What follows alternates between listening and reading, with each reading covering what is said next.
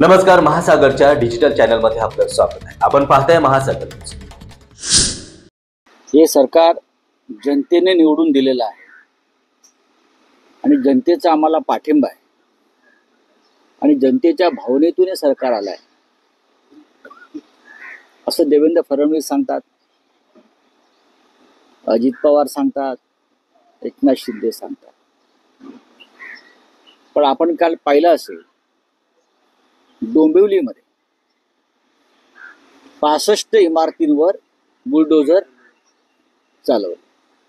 65 इमारती पक्क्या बांधलेल्या आणि किमान 6,500 ते 7,000 कुटुंब बेघर झाले, रस्त्यावर आले. यांची जबाबदारी कोणतं सरकार घेणार आहे? त्या भागाचे आमदार रवींद्र चव्हाण आहेत, भाजपचे नेते आहेत, भाजप कार्याध्यक्ष आहेत. 6,500 लोक बेघर झाले. भले कोर्टाची काही सूचना असतील, पण या 6,500 कुटुंबांची फसवणूक झालेली आहे. बिल्डरनं खोटे कागदपत्र तयार करून, बनावट कागदपत्र तयार करून, आणि बिल्डर जेव्हा बनावट कागदपत्र तयार करतो तेव्हा त्याला राजकीय आश्रय असतो, राजकीय पाठबळ असतं.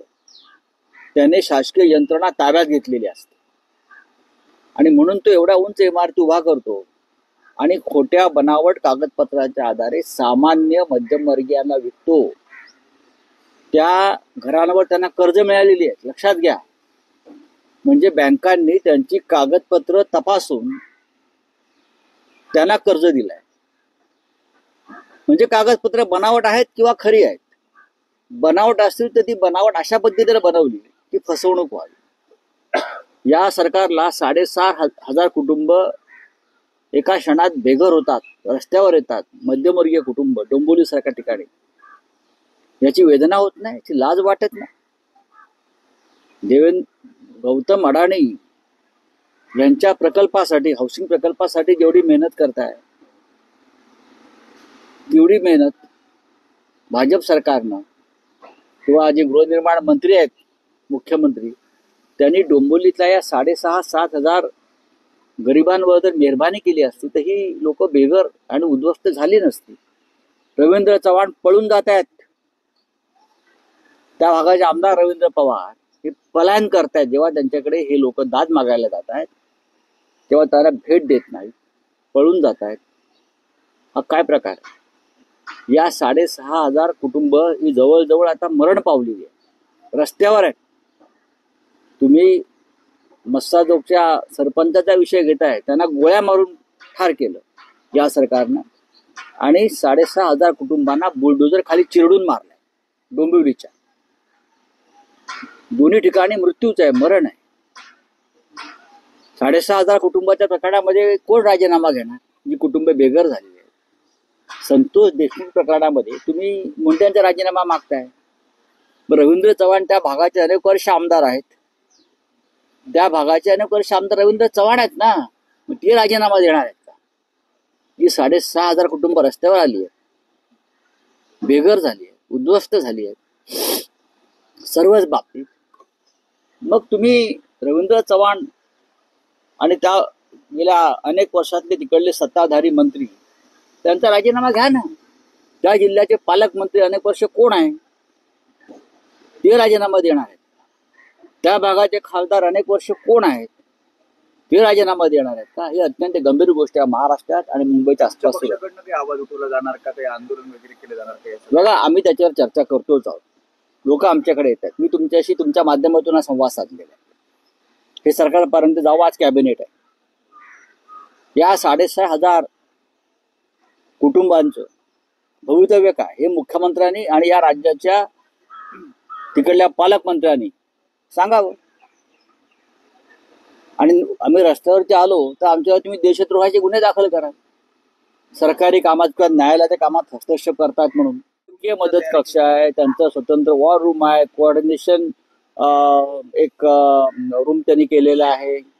त्यानंतर ते पालकमंत्री पदावरून त्यांचे वॉर्स सुरू आहेत.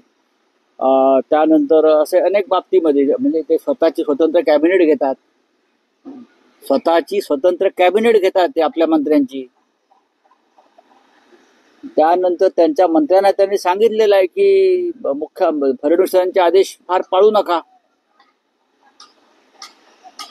अशा प्रकारे जेव्हा आव्हान दिलं जातं, हे आव्हान एकेकाळी मुंबईच्या अंडरवर्ल्डमध्ये निर्माण झालं.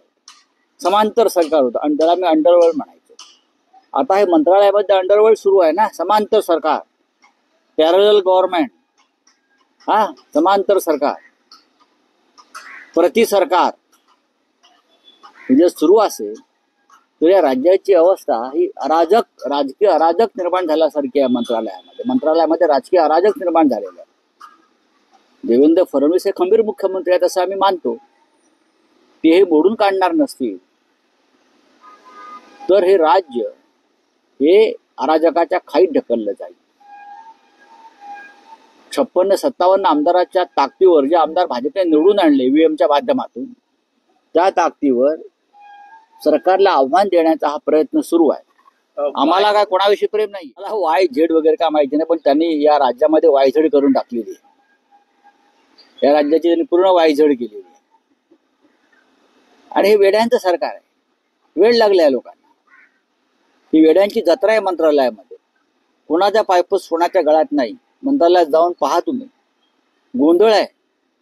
शासकीय कार्यालयामध्ये गोंधळ आहे. गृहनिर्माण खात्यामध्ये, माडामध्ये, SRA मध्ये प्रचंड भ्रष्टाचार सुरू आहे. पैसे दिल्याशिवाय सामान्य माणसाची कामं होत नाहीत गृहनिर्माण खात्यामध्ये. मी तुम्हाला 10 उदाहरणं देतो. कारण प्रत्येक अधिकाऱ्याची नेमणूक SRA मध्ये आणि माडामधली ही थेट संबंधित मंत्र्यांना रोकडे पैसे मोजून त्या निवडणुका केल्यामुळे हे अधिकारी सुद्धा लहान लहान कामामध्ये रोज कोट्यवधी रुपयाचा गल्ला जमा करतात आणि संबंधित मंत्र्याला त्या चरणी तो अर्पण करतात. ही माझ्याकडे आजची माहिती आहे. मी लवकरच त्या संदर्भात कोणत्या प्रकल्पामधून किती पैसे घेतले गेले आणि कुठे दिले ही माहिती जाहीर करतो. स्नानात जाण्यासाठी फडणवीसांनी जरा एक साबण द्यावा, पवित्र अंग घासायला एक साबण द्यावा, बरं का. बघा तिथे कुंभस्नानात सध्या जे काय चाललेलं आहे, तुम्ही किती धुतलं तर तुमचं पाप धुवून जाणार नाही. या 40 आमदारांचं, गद्दारांचं. गंगा ही पवित्र आहे आणि तिनं आपलं पवित्र जपलेलं आहे. तिथे साधू संत आणि पुण्यात्मे जेव्हा जातात, सामान्य माणूस निष्पाप असतो तो जातो, तेव्हा त्याला ते पुण्य मिळतं. गद्दार, बेईमान, भ्रष्टाचारी जर त्यांना वाटत असेल की आम्ही जाऊ आणि आम्हाला पुण्य मिळेल, तर तसं नाहीये. ते आम्हाला गंगेचा इतिहास माहिती. जोगच्या ग्रामस्थांचा आवाज कोणी ऐकणार नाही. हे सरकार मूक आणि बधीर झालेलं आहे. या सरकारला आणि मुख्यमंत्र्यांना कोणाला तरी वाचवायचं आहे. त्यांचा जो जुना मित्रपरिवार आहे भाजपा युवा मोर्चामधला, त्यांच्या सहकार्यांना वाचवायचं आहे. नैतिकतेच्या मुद्द्यावर त्यांनी राजीनामा ताबडतोब घ्यायला पाहिजे होता. नैतिकतेच्या मुद्द्यावर. आमच्या काळामध्ये मनोहर जोशी मुख्यमंत्री असताना नैतिकतेच्या मुद्द्यावरती आम्ही 3 मंत्र्यांना राजीनामे द्यायला लावले. नैतिकतेच्या मुद्द्यावरती आम्ही संजय राठोडचा राजीनामा घेतला होता, ज्या त्यांच्या मंत्रिमंडळामध्ये.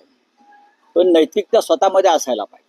महाराष्ट्रातील तमाम घडामोडी जाणून घेण्यासाठी आजच आमचं चॅनल सबस्क्राईब करायला विसरू नका आणि बेल आयकॉन क्लिक करा.